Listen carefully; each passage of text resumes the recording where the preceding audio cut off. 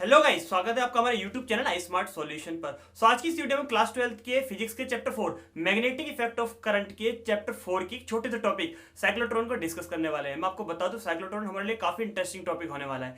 सबसे पहले यही डिस्कस करते हैं बिना ज्यादा टाइम को वेस्ट किए हुए कि साइक्लोट्रॉन है क्या। मैं आपको बता दूं, साइक्लोट्रॉन एक ऐसा डिवाइस है, जैसे कि आपने लास्ट वीडियो में डिस्कस किया था, चार्ज पार्टिकल की मोशन के ऊपर डिस्कस किया था। तो मैं आपको बता दूं, यहाँ पर अगर मुझे कुछ ऐसी इन्वेंशन करते टाइम, कुछ काम करते टाइम मुझे कुछ हाई एनर्जेटिक चार्ज पार्टिकल की रिक्वायरमेंट है जो बहुत ज्यादा एसिलेटेड हो, तो ऐसे एसिलेटेड चार्ज पार्टिकल को लेने के लिए, प्राप्त करने के लिए, मीन्स नीड के लिए मैंने एक ऐसा डिवाइस क्रिएट किया है। मैंने नहीं, मीन्स जो हमारी इन्वेंशन की गई है, किसने की ये भी बता देते हैं हम आपको। एक ऐसा क्या कहते हैं डिवाइस क्रिएट किया गया है जिससे हम एसिलेटेड चार्ज पार्टिकल को इजीली गेट कर सकते हैं। क्या है, किसने डिवाइस डिस्कस किया, क्या है, किसने इसकी इन्वेंशन की, सभी टॉपिक काफी अच्छे हैं। सबसे पहले इसका कंस्ट्रक्शन अभी हम डिस्कस करेंगे। सबसे पहले थोड़ा सा इसका बेसिक देख लेते हैं। ये क्या एक ऐसा डिवाइस है जो कि यूज किया जाता है एसिलेटेड चार्ज पार्टिकल के लिए, लाइक प्रोटॉन, ड्यूट्रॉन और अल्फा पार्टिकल, यानी कि प्रोटॉन, ड्यूट्रॉन और अल्फा पार्टिकल। यहाँ पर इलेक्ट्रॉन नहीं है, न्यूट्रॉन नहीं है, क्यों नहीं है उसका भी मैं बिल्कुल वीडियो के लास्ट में डिस्कस करेंगे। इसके हम किसमें यूजेस में और कहां पर लिमिटेशन में। तो प्रोटॉन, ड्यूट्रॉन और अल्फा पार्टिकल जैसे चार्जेस को एक्सेट्रा और भी ऐसे चार्जेस आ सकते हैं जिनको हाई एनर्जेटिक पावर में मुझे, यानी कि मुझे नीड होगी या हाई एसिलेटेड चाहिए होंगे, तो हम इस डिवाइस की हेल्प से उन्हें ऐसा ले सकते हैं, मींस टारगेट कर सकते हैं। ये इन्वेंशन किससे, ईओ लॉरेंस और एमएस लिविंगस्टन, ईओ लॉरेंस और एमएस लिविंगस्टन ने 1934 में बार्कले, मींस हमारे पास कैलिफोर्निया यूनिवर्सिटी में इसकी इन्वेंशन की थी। इसका प्रिंसिपल क्या है, मेन प्रिंसिपल है इसकी अभी हम इसकी कंस्ट्रक्शन डिस्कस करेंगे, क्योंकि अभी आपको डायग्राम देखकर बहुत ज्यादा कंफ्यूजन क्रिएट हो रहा है कि किस तरीके से बना हुआ है। सर एक एक पॉइंट आप सब डिस्कस करेंगे वन बाय वन। प्रिंसिपल की बात करूं तो मैंने आपको बताया कि मुझे एसिलेटेड चार्ज पार्टिकल की नीड होती है, वो हम इससे बना सकते हैं। कैसे, एक मॉडरेट इलेक्ट्रिक फील्ड बनाएंगे जिसमें मैग्नेटिक फील्ड जो लाइन जो होंगी वो परपेंडिकुलर होंगी, into the plane of the paper होंगी। प्लेन के इनसाइड है, मींस एंटी क्लॉकवाइज है। आपको डायरेक्शन देखकर थोड़ा क्लियर हो रहा होगा, एंटी क्लॉकवाइज है, ठीक है। यस और नो, अब क्लियर हो रहा है अच्छे से, ठीक है। अब एक चीज और मैं आपको बताऊं, into the plane of the paper है। प्लेन की इनटू के लिए हम क्या यूज करते थे, क्रॉस, याद है ना, लास्ट टॉपिक में डिस्कस किया था। इनवर्ड के लिए, आउटवर्ड के लिए डॉट डिस्कस करते हैं, डॉट यूज करेंगे। यस और नो, ये हमारे क्रॉसेस है जो मैंने यहाँ पे मेंशन कर दिया। अब आपको क्लियर पता हो गया होगा कि मैग्नेटिक फील्ड कैसा है, into the plane of the paper है, परपेंडिकुलर है वेलोसिटी के, जो कि बिल्कुल last topic same to same copy है, वही वाले टॉपिक है। ध्यान रखिएगा कभी आपको लगे कि डिफरेंट टॉपिक है, ठीक है यहाँ तक। अब प्रिंसिपल हमने बताया, प्रिंसिपल में क्या हुआ, मॉडरेट, मैंने आपको बताया था, यहाँ पर हम मॉडरेट इलेक्ट्रिक फील्ड क्रिएट कर एसिलेटेड चार्जेस को गेट कर सकते हैं। कैसे, जैसे क्या कहते हैं, जो मैग्नेटिक फील्ड लाइंस है वो मेरे पास एंटी क्लॉकवाइज है, मैग्नेटिक फील्ड परपेंडिकुलर होगा किसके, हमारे पास वेलोसिटी के, बी और वी दोनों परपेंडिकुलर रहते हैं। हमने लॉरेंस उसका एक छोटा सा फॉर्मूला पढ़ा था, क्या था हमारे पास, एफ इक्वल में Q V B sine theta.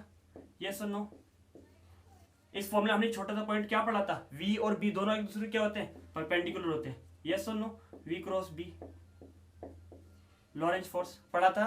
Yes और नो, इसी के साथ साथ में एक छोटा सा पॉइंटर बता दूं, जो इनकी फ्रीक्वेंसी होती है जिसे हम साइक्लोट्रॉन फ्रीक्वेंसी बोलते हैं, उसका फॉर्मूला क्या होता है, ये भी हमने लास्ट वीडियो में डिस्कस किया, क्यू बी अपॉन 2πm, जो कि बहुत अच्छे से क्लियरली पता चल रहा है कि फ्रीक्वेंसी ना तो फ्रीक्वेंसी और ना ही वेलोसिटी दोनों पर डिपेंड नहीं करती। ये चीज बहुत अच्छे से ध्यान रखना है, इसके फॉर्मूले मैंने अभी क्लियर किया था।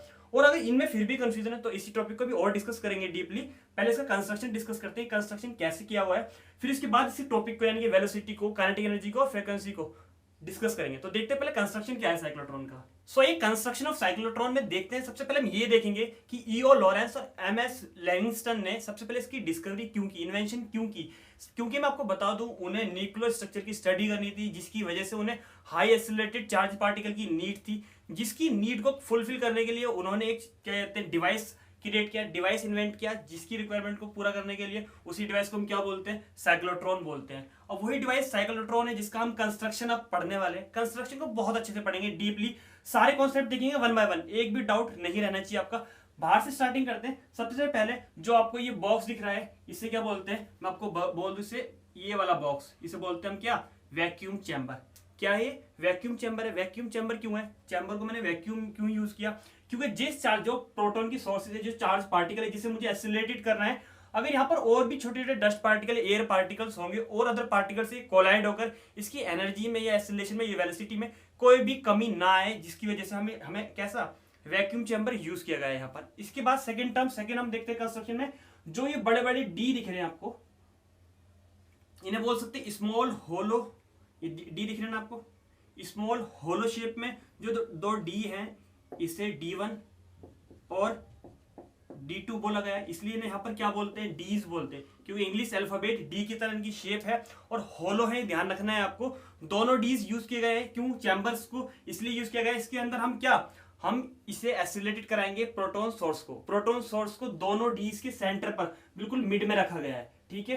वैक्यूम चैम्बर क्लियर, डीज क्लियर, प्रोटॉन सोर्स क्लियर। उसके बाद ये भी एसिलेटेड होगा, इसकी स्पीड और क्या रेडियस आपस में रेगुलरली बढ़ती रहेंगी। क्यों बढ़ेंगी उसका भी रीजन है, दोनों ही इंक्रीज होंगी, कब इंक्रीज होंगी उसका भी रीजन अभी देखेंगे। जब दोनों इंक्रीज होती रहेंगी तब वो कितना डी की सरकमफेरेंस बोल सकते हैं, डी के डायमीटर, डी की बिल्कुल लेंथ के अप्रोक्स हो जाएगा, तब उसे किसी भी डिफ्लेक्शन प्लेन से टच कराकर बिल्कुल सीधा प्रोवाइड कर लेंगे। जहां पर हमें टारगेट पर उसकी यूज होगा वहां पर उसे नीड, जहां पर हमें नीड होगी टारगेट पर वहां पर उसे यूज कर लेंगे। तो यहाँ पर जिस टाइम हमारे पास एसिलेटेड पार्टिकल्स आएगा उसकी जो स्पीड होगी मैक्सिमम वेलोसिटी होगी इस पॉइंट पर, तो यहाँ पर लिखिएगा वी मैक्स होगी, क्या होगा, वी मैक्सिमम होगा। और आगे अभी और डिस्कस करेंगे ये क्या होगा, एसिलेटेड प्रोटॉन बीम होगी। जो भी बीम आई वो कैसी होगी, एसिलेटेड प्रोटॉन बीम होगी, क्योंकि हमने एसिलेट करने के लिए यूज किया था। यहाँ पर सभी पॉइंट क्लियर, ये भी क्लियर, ये भी D1 D2 क्लियर, ये भी क्लियर।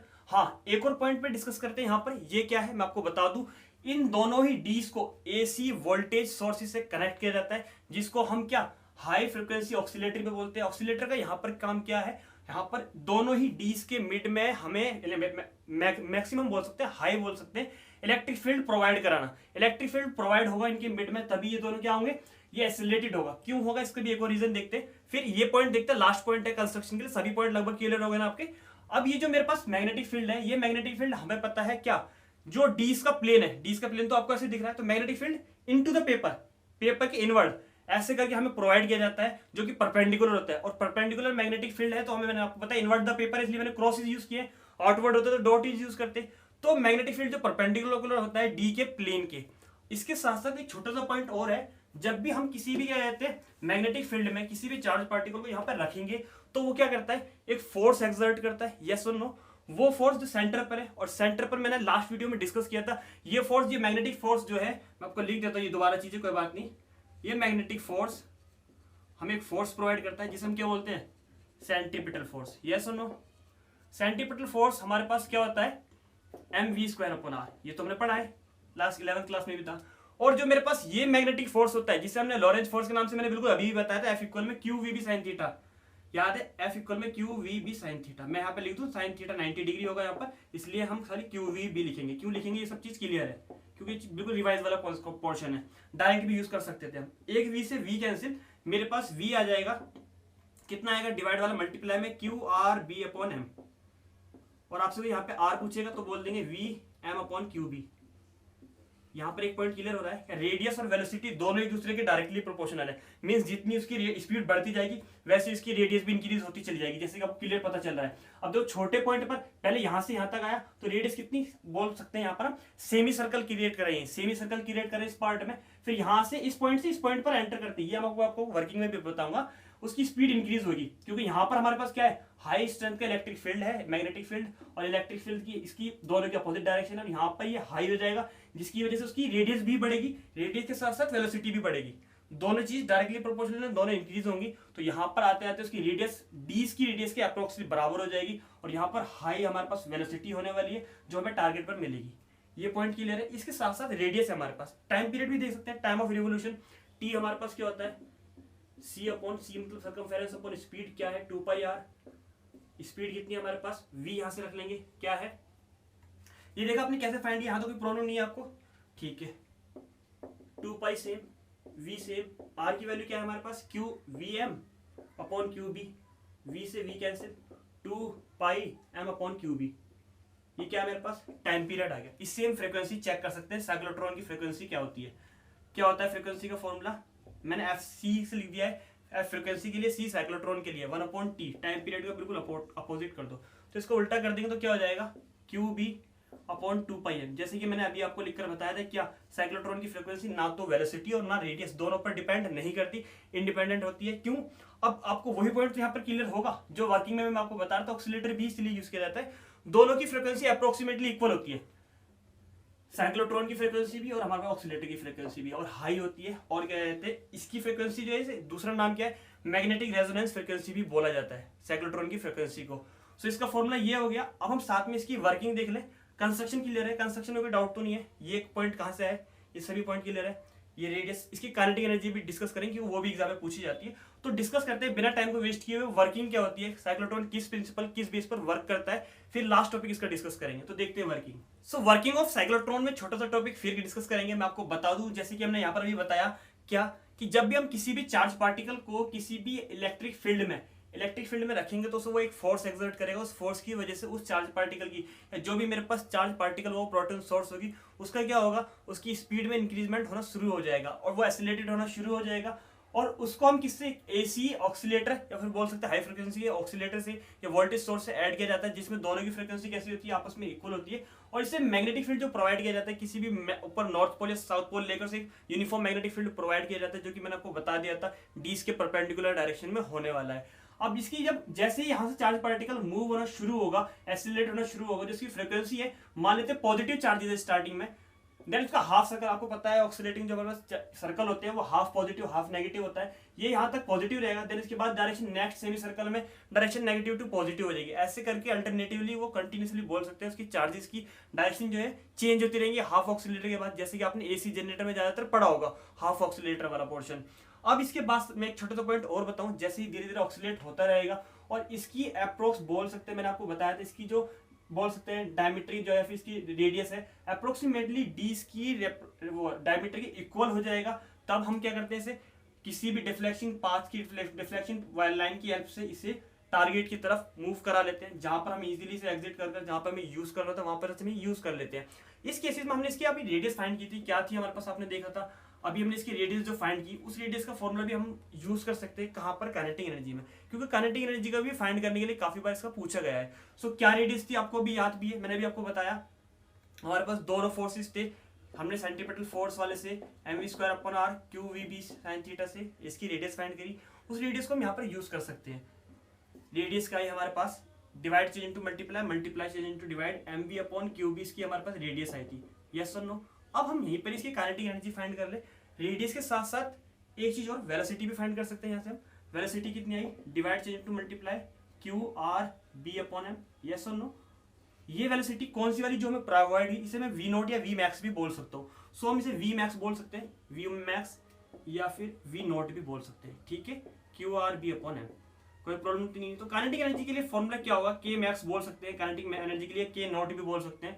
फॉर्मूला mv², यही तो होता है mv², ये v है, न्यू मत समझ लो। फ्रीक्वेंसी के लिए मैंने f यूज किया है, न्यू नहीं यूज किया है, आप न्यू यूज कर सकते हो। सो v नोट की वैल्यू क्या है मेरे पास, q² r² b²/m², एक m कैंसिल हो जाएगा और काइनेटिक एनर्जी का फॉर्मूला क्या आ जाएगा, 1/2 q² r² b²/m। ये मेरे पास काइनेटिक एनर्जी का फॉर्मूला आ जाएगा, जो कि हमारे लिए काफी ज्यादा यूजफुल है। कितनी काइनेटिक एनर्जी डायरेक्ट न्यूमेरिकल में यूज करने के लिए आता है, इसको क्वेश्चन अच्छे से आप फेस कर सकते हैं। सो साइक्लोट्रॉन की वर्किंग, कंस्ट्रक्शन, प्रिंसिपल सभी क्लियर हुए। अब इसकी थोड़ी सी लिमिटेशन और यूजेस देख लेते हैं, कितने यूजफुल है हमारे लिए, वो भी अच्छे हैं, मतलब लिमिटेशन भी काफी अच्छी है। तो देखते हैं लिमिटेशन और यूज क्या क्या है हमारे लिए। सो लिमिटेशन की अगर मैं बात करूं तो लिमिटेशन में काफी ज्यादा लिमिटेशन नहीं है, लेकिन काफी इंपॉर्टेंट है जो भी है। सबसे ज्यादा इंपॉर्टेंट है लिमिटेशन। फर्स्ट क्या हमारे पास, according to the Einstein special theory of relativity, क्या थी मैं आपको वो बता दूं। इस केस में हमारे पास क्या था, अगर हम किसी भी ऑब्जेक्ट के किसी भी पार्टिकल का वेलोसिटी इंक्रीज करते हैं या मास इंक्रीज करते हैं, तो ऑब्वियसली उसका मास भी इंक्रीज हो जाएगा। क्या था हमारे पास फॉर्मूला, आपने पढ़ा होगा, हमारे पास रूट में 1 - v²/c², ये हमारे पास फॉर्मूला था। इसे बोल सकते हैं आइंस्टीन की क्या थी हमारे पास, स्पेशल थ्योरी ऑफ रिलेटिविटी थी। यहाँ पर क्या था, किसी भी ऑब्जेक्ट की वेलोसिटी इंक्रीज होगी तो उसका मास भी इंक्रीज हो जाएगा। लेकिन हमने अभी क्या पढ़ा था कि फ्रीक्वेंसी जो थी, साइक्लोट्रॉन फ्रीक्वेंसी किस पर डिपेंड नहीं करती, qb/2πm, यस और नो। यानी कि ये हमारे पास वेलोसिटी पे डिपेंड नहीं कर रही थी, लेकिन मास पे तो डिपेंड करती है, इनवर्सली प्रोपोर्शनल होती है। यहाँ पर क्या था, अगर वेलोसिटी इंक्रीज हो रही थी हमारे पास, इस केस में साइक्लोट्रॉन केस में वेलोसिटी इंक्रीज हो रही थी, तो मास भी इंक्रीज होगा, यस और नो। किसकी थ्योरी के अकॉर्डिंग, आइंस्टीन की स्पेशल थ्योरी के अकॉर्डिंग। जब मास इंक्रीज होगा तो हमारे पास फ्रीक्वेंसी क्या होगी, इनवर्सली प्रोपोर्शनल, तो फ्रीक्वेंसी डिक्रीज होगी।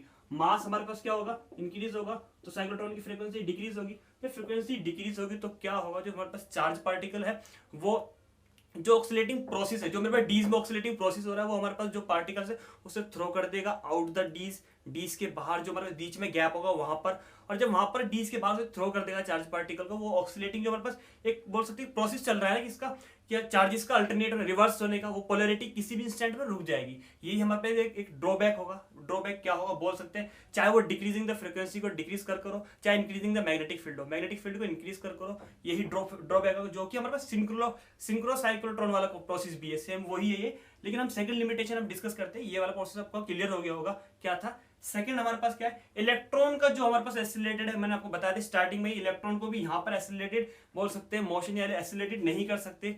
क्यों नहीं कर सकते? इलेक्ट्रॉन जो है उनका मास काफी कम होता है, जिसकी वजह से मास कम होगा और वेलोसिटी ज्यादा हाई हो जाएगी, तो उनकी स्पीड ज्यादा हो जाएगी, जिसकी वजह से वो किसी भी डीज की वॉल से टकराकर एब्जॉर्ब हो जाएंगे। इसलिए इलेक्ट्रॉन को यहाँ पर एक्सीलरेटेड नहीं किया जा सकता। लास्ट हमारे पास इसकी वो क्या है लिमिटेशन, न्यूट्रॉन्स, जो कि आपको पता है न्यूट्रल है ऑलरेडी, बीइंग इलेक्ट्रिकली न्यूट्रल होता है, कोई चार्जेस नहीं होता। जब इलेक्ट्रिक फील्ड भी हमारे पास प्रोवाइड नहीं करता, ना ही मैग्नेटिक फील्ड, तो वो इलेक्ट्रिकली चार्ज भी नहीं हो सकता, एक्सीलरेटेड भी नहीं हो सकता। सो लिमिटेशन की लिए ज्यादा हार्ड तो लिमिटेशन है नहीं। अब देखते हैं इसके यूजेस क्या है, साइक्लोट्रॉन के यूज कहाँ कर सकते हैं। सो यूजेस ऑफ साइक्लोट्रॉन के कॉन्सेप्ट को बहुत अच्छे से समझेंगे, ज्यादा खास यूजेस नहीं, यूज तो काफी खास लेकिन ज्यादा नहीं है। फर्स्ट हमारे पास क्या है, हाई एनर्जी जो मेरे पास पार्टिकल प्रोवाइड होने वाले हैं, प्रोड्यूस होने वाले हैं साइक्लोट्रॉन की हेल्प से, उसे हम न्यूक्लियर बम्बार्डिंग में यूज किया जा सकता है। मतलब न्यूक्लियर रिएक्टर में उसकी जो रिएक्शंस होती है, उसकी रिएक्शंस को काफी ज्यादा इसमें इंपॉर्टेंस है, मतलब उसकी यूज हमारे लिए काफी ज्यादा आने वाला है। ये हाई हमारे पास जो हाई चार्ज एसिलेटेड पार्टिकल्स की जो प्रोवाइड होता है, वो हमारे पास न्यूक्लियर रिएक्टर में काफी रिएक्शंस में यूज किया जाता है।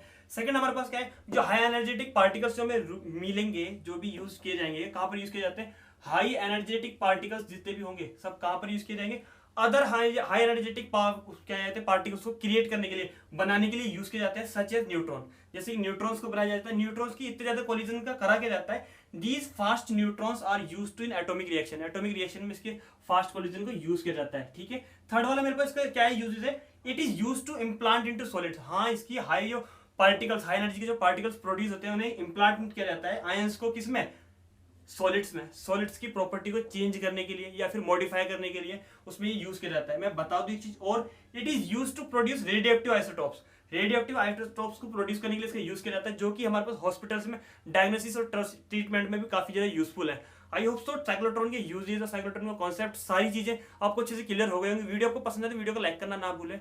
अगर आप चैनल पर नए हैं तो चैनल सब्सक्राइब जरूर कर दें, जिससे कि अदर चैप्टर्स के अच्छे अच्छे टॉपिक्स, अच्छे नोट्स आपके पास टाइम टू टाइम पहुंच सके। और हाँ, किसी भी प्रोसेस में, किसी भी चीज में कोई भी मिस्टेक्स है तो हमें कमेंट बॉक्स में मेंशन करना ना भूलें, जिससे कि हम अपने कॉन्सेप्ट को, अपनी चीजों को और ज्यादा इंप्रूव करें आपके लेवल तक के लिए। तब तक के लिए थैंक्स एंड बाय।